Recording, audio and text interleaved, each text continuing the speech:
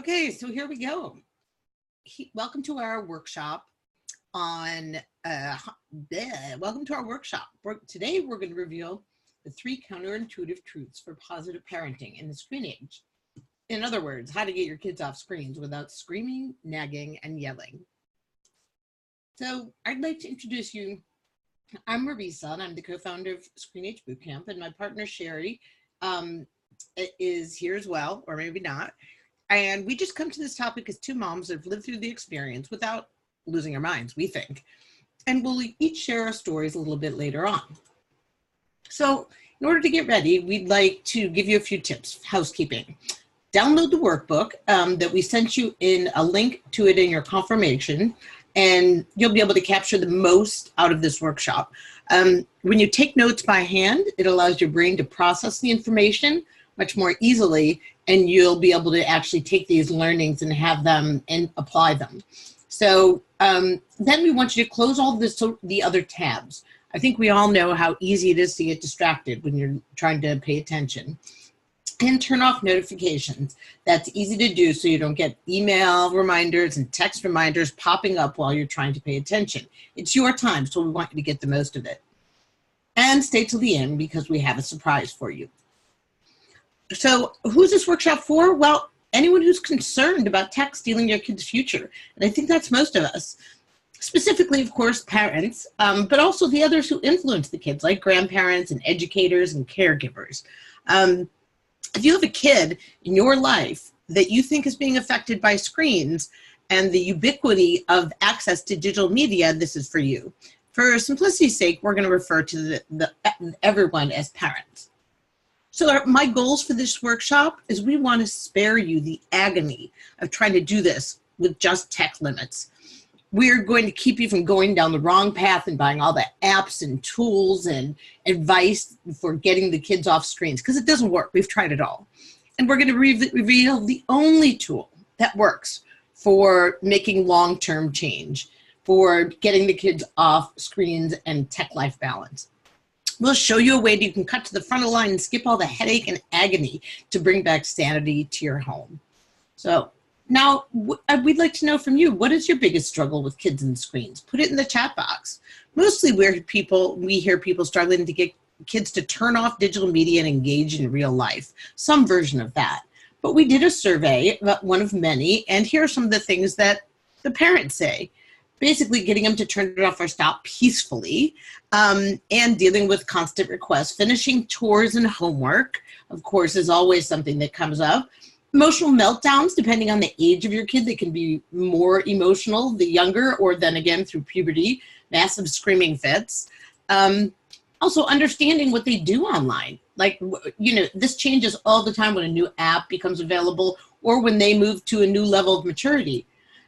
And getting them to hang out with friends in person. So these kids live their lives in the phone. And what about your fears? What we ask people, tell us what your fears are about kids and excessive media use, things that you think you're scared might happen, but you haven't seen yet. I think that most often we hear about not developing social skills, inability to focus, lost family connections, and things like that. So in the survey, they said things like depression, anxiety, lost family time, no social skills, inappropriate content, magnifying the insecurities, negative behaviors, again, can't get homework done, and loss of sleep, which will come up later because that's one of the biggest risks. So should you be worried? Yes, 100%. There are a lot of really smart people here who have documented the threats of excessive media use. Again, Tristan Harris used to be a Google ethicist, and he started an organization called the Center for Humane Technology to take back our agency from technology. And he's not just about children, but overall. Arianna Huffington is quite vocal about the use of technology and being harmful to children. And Jean Twenge is an author of numerous books on intergenerational changes. And she said, we're on the brink of the worst mental health crisis in decades. A little bit more about this concept of hijacking our minds from Tristan Harris. These are just 2 of them. I have a link to a paper that he did that's fascinating. But things like this, when you give a kid a phone or any kind of device and there's a menu, that is somebody else limiting their choices to engage with the world. And what about what's not on the menu? That's life, that's parenting, that's family values, and it's not on the menu. Another thing would be something that we're all susceptible to, which is social approval. Well, when you gamify it like this, see photo, go to notifications, which is really just stealing your time as you then scroll through and another thing you're served up. So you get the point. So managing kids and screens is kind of like the wild, wild west. I mean, it's just, nobody knows, there's no real rules until there's a long-term study, which just recently started by the National Health Institute. Our children are an experiment in history. So I think for all of us, it started innocently. We invited the smartphone in to our homes, and then we had all kinds of devices. We got the smart TVs and the Kindles and the desktops, and then we had the tablets. And for us, the straw that broke the camel's back was really the Xbox. Trouble escalated quickly. By the summer of 2015, we were drowning in electronics, and my son was monopolizing the family room. We moved him to the corner, but we saw that he was showing signs of addiction very quickly, lying and stealing, and he even didn't even get up to go to the bathroom at 14 years old. We tried everything. We tried rules limiting tech use. He didn't listen, of course. Device-based controls. Oh my gosh, every single one of those things has a different setting, and you can access it different ways. Some by a central location and some on the device itself. We tried Wi-Fi limits, but then they did offline play or install a private VPN. The policing, sure, if I want to stay in front of them 24 hours a day, and it's exhausting. Then, of course, everyone's favorite, yelling and screaming, which of course deteriorates the relationship over time, and then you lose your influence. Our family was really falling apart. We were fighting, he was isolating, he was lying, and we were desperate for help. And we thought, hey, what are we gonna do? We could send him to boarding school, family therapy, a boot camp.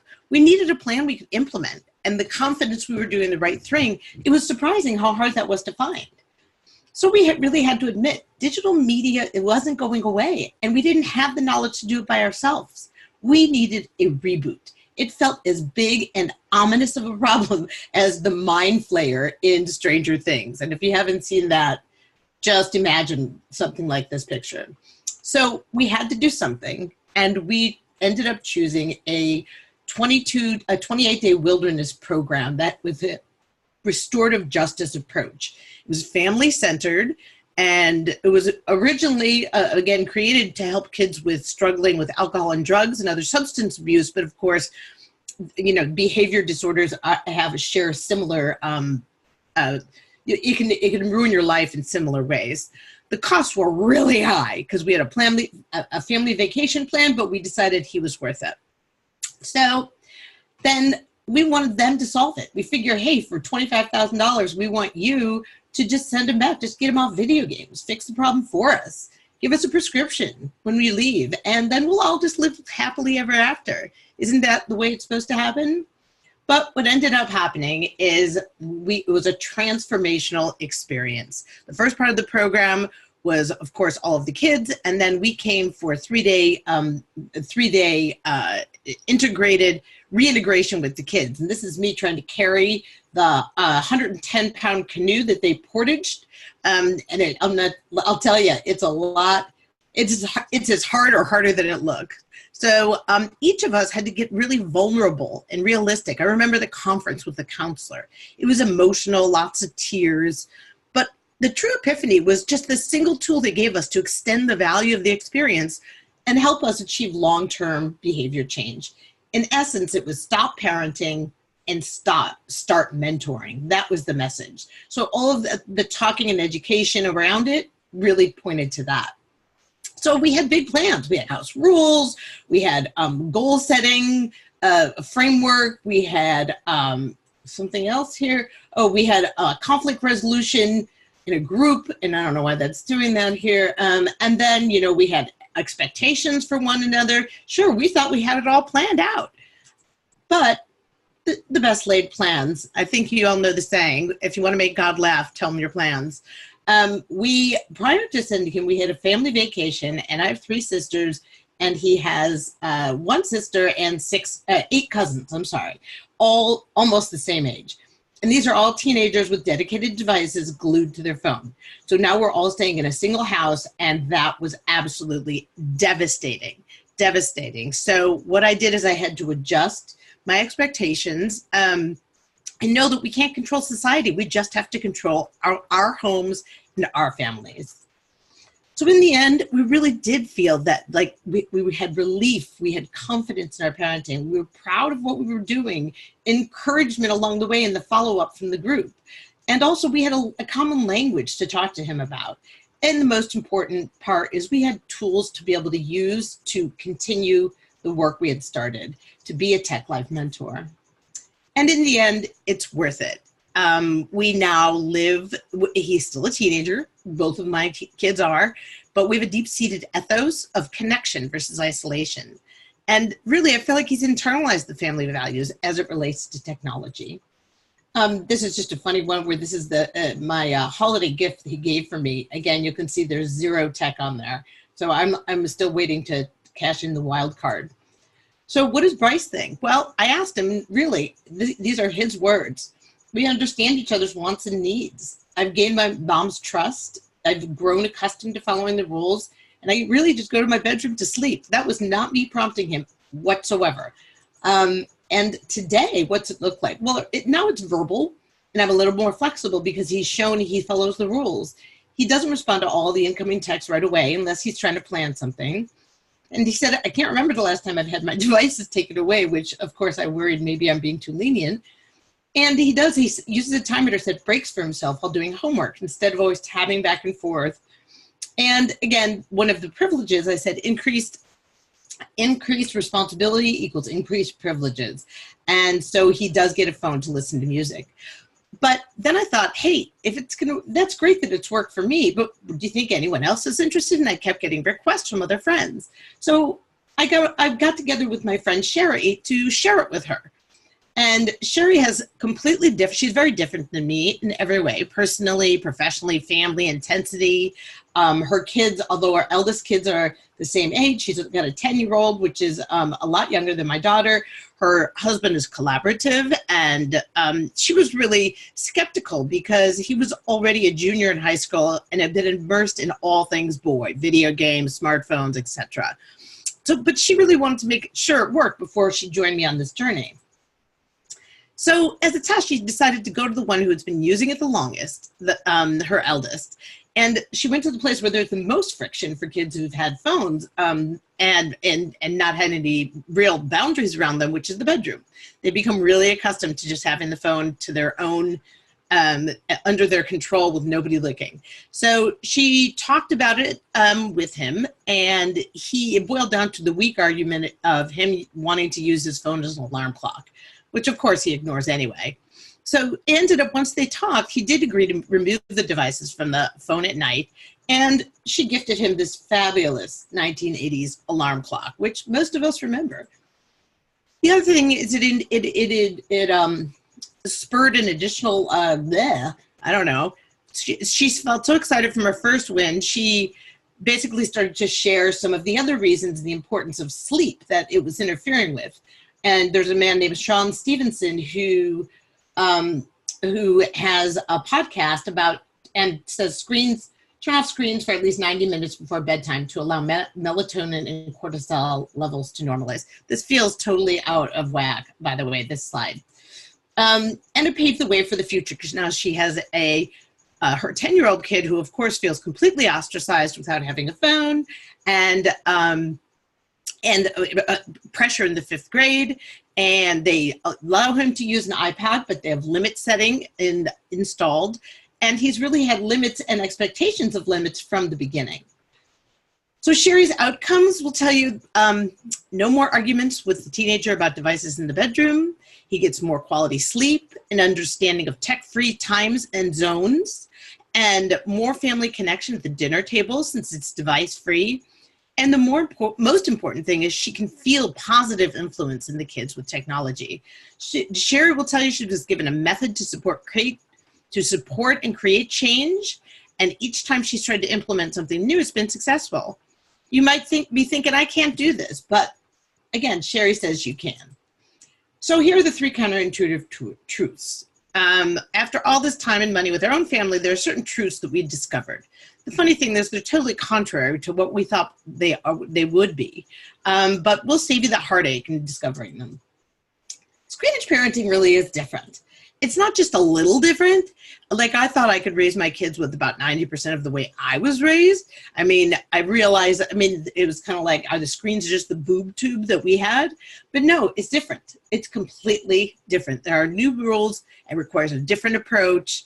And it has very little resemblance to the world that we knew. And parents still do have the power. It feels counterintuitive, like your kid would rather listen to anyone else but you, especially when they go through puberty.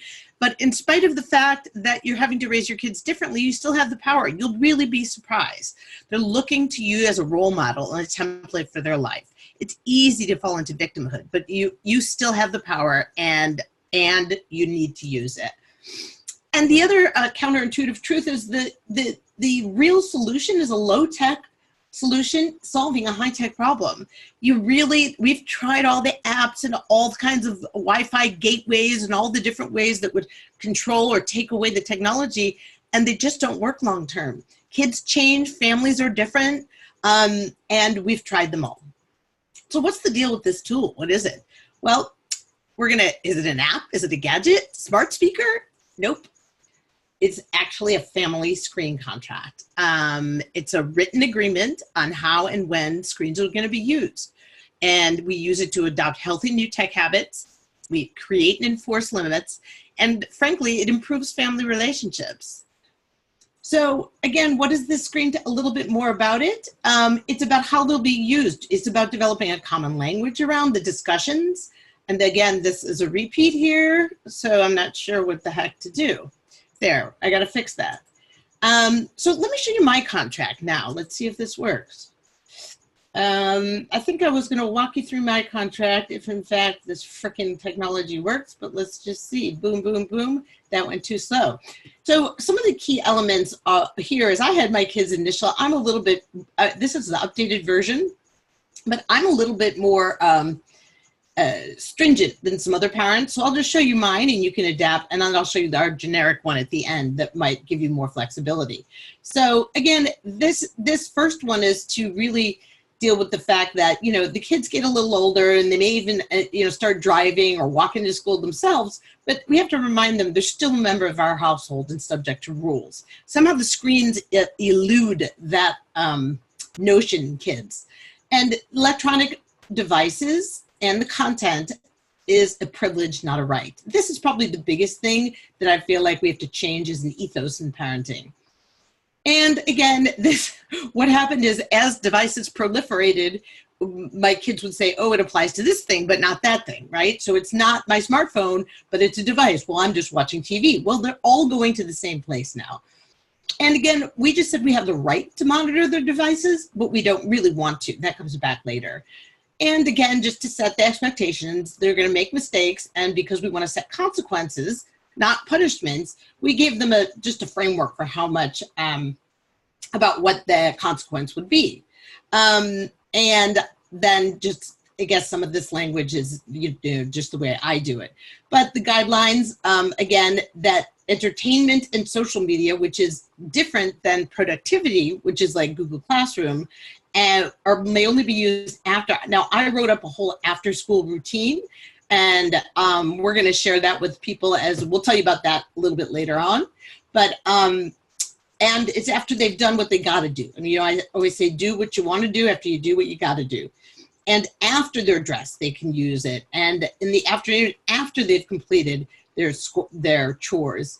And if they finish their homework, you must use the device, and you may use if you finish all your homework and secure approval, you may use your device for entertainment or communication.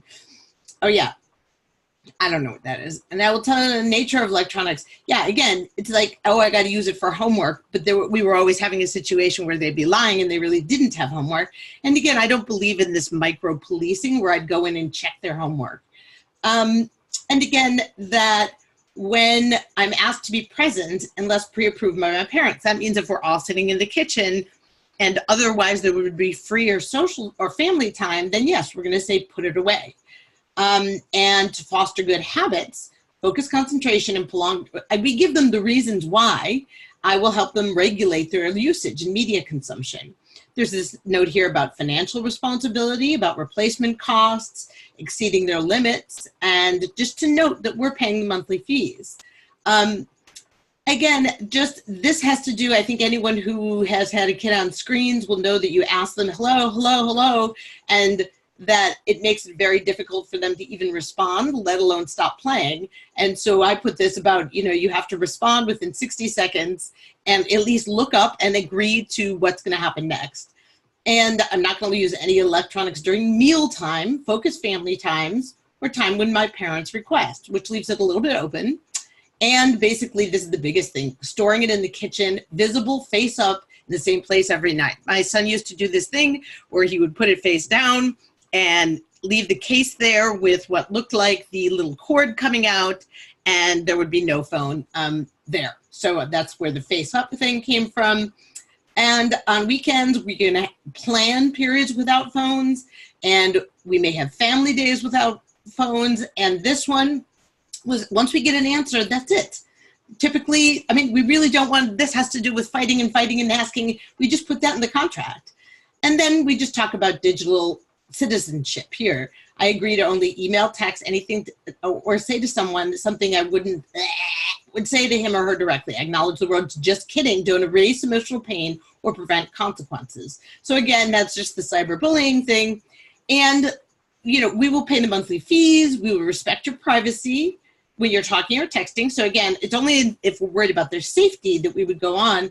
And if we have a concern, we may read it. And we all sign this, okay? So that is my agreement. And how on earth do I get back to the other? That's an excellent question, jeepers. I do not know. Hold on, I'm going to pause. Hold on, I'm gonna pause this for a sec more. Okay, okay, we're back. Now, I am going to show you a little bit more our softened version of the screen contract. And this is the one that we offer in our course because it's really something you can adapt to your family. So here, again, we talk about the privilege and right and the upkeep and the limits, right? And ongoing communication, respectful, compassionate, interacting with strangers, a little bit more about that up front. Observables, I understand the following statements. Parents can set specific limitations. Technology is used for the sole purposes of entertainment. So we distinguish between entertainment media and the other, blah, blah, blah. The following responsibilities completed before I have the device. The following times and places are device-free zones.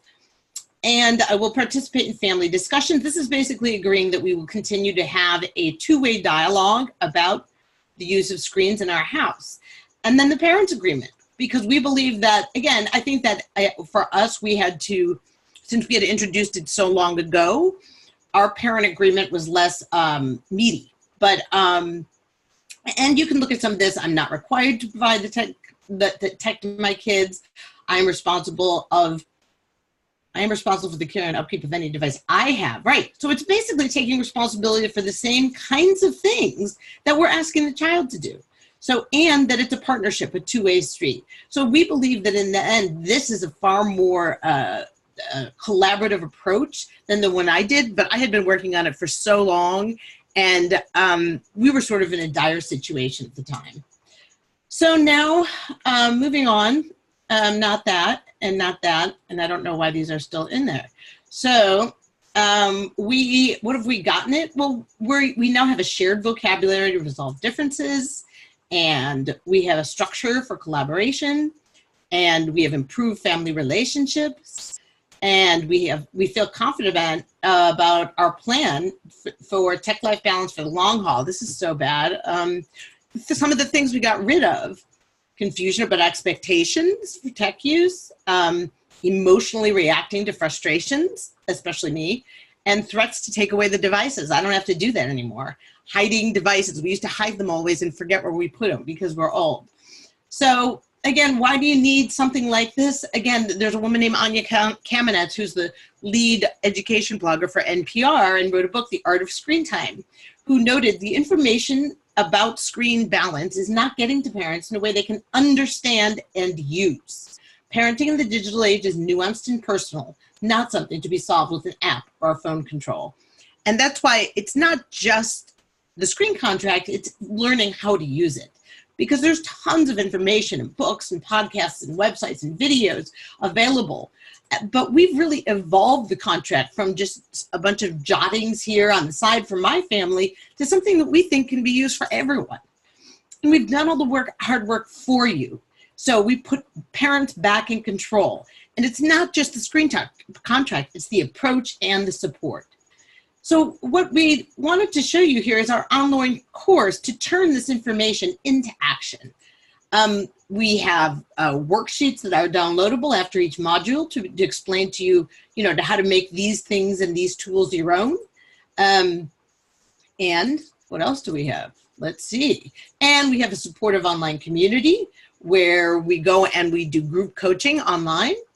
And I don't know, some of you might be thinking, no, this is too hard. My partner won't support it. I've tried it before. None of my kids' friends have limits. Their social lives are on the phone. I don't know what to do. I'm overwhelmed. I need my free time. But here's the thing. I'm here to tell you it does work. Here are some people that we've worked with, again, with the support. And these are people that have gone through the course in our beta phase. And it has to do, Ant is actually in the UK, so he's not even here in the US. And Dan is a divorced father of 2, so the divorced families really need these limits. Bridget is a mother of a boy with dyslexia who really needs to be able to focus. And Shelly's a mother of 2 girls. So will it work for you? Well, yeah, if you learn the lesson to use the tools and do the homework, it can be used for any gender, any set of families or circumstances, any family configuration, and right now only English-speaking countries around the world. So how much is it worth? Well, I mean, the intelligence and experience working on this for 5 years is over $20,000 to $25,000. The online course is over $6,000, worth over $6,000. The worksheets are at least $2,500, and the community and coaching is priceless. So imagine if you had the most recent information and parenting tools available, the courage, tools, and support you need to set limits in your home, and you felt prepared to be a tech life mentor for your family regardless of what society says is normal. Do you think you could be successful? Well, now we have a one-time bonus that if you get during this call, if you get it while you're on this webinar, and you've been participating and I don't know, whatever, you will get 2 30-minute private coaching calls from Sherry and I, or just one of us. A diagnostic call about your family challenges and an implementation checkup to make sure that things are going well. And that's only good for the next 24 hours. So for all of our mental health, that's just me doing a video. And then here, we're going to drop the price from $497 to $397 just because we love you guys. And this is what it looks like when it's dropped. And it's really worth it because I rock. And so you have 2 choices. Just keep doing what you're doing, see if that's working well, or pay me lots of money. And what would the end result be? I'd have some P in my P&L, which is currently just L. And the real question is it worth gambling? Yes, it is. Okay, 30-day money-back guarantee, and that's all, folks. Yeah. Okay, so stop recording. Yes. Yes.